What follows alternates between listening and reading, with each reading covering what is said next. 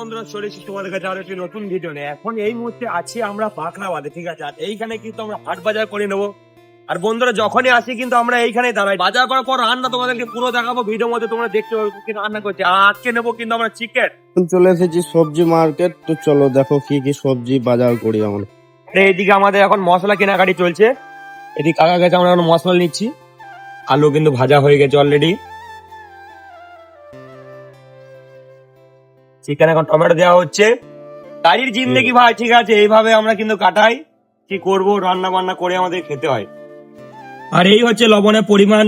আর এইদিকে মশলাগুলো সব রেডি হয়ে গেছে, ঠিক আছে। এটা হচ্ছে হলুদ।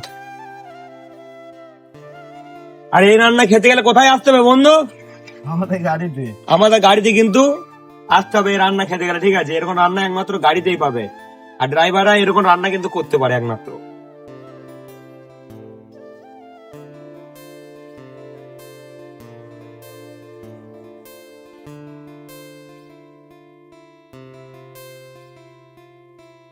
চিকেন মশলা আছে আর মিট মশলা আছে এদিকে। ও সেই লেভেলের রান্নার একটা কিন্তু ঝাঁঝ আসছে। অন্যরা খাদ্যে কি ঝাঞ্ঝে মরে যাবে, তো কষ্ট তত সুখ, হুম আর ততই শান্তি। হুম।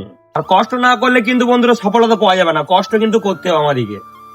এইভাবে আমাদের জীবন যাপন আর এইভাবে আমাদের কাটাতে হবে। কিন্তু আমাদের আলু চলে যাবে। আলু না দিলে কিন্তু টেস্টি সেরকম হবে না। আলু কিন্তু দিতেই হবে। আমাদের কিন্তু রান্না ফাইনালি কমপ্লিট হয়ে গেছে। আলু দুই চিকেনে যাও বটে একটা। ভাত কিন্তু খেয়ে আমরা বেরিয়ে যাব।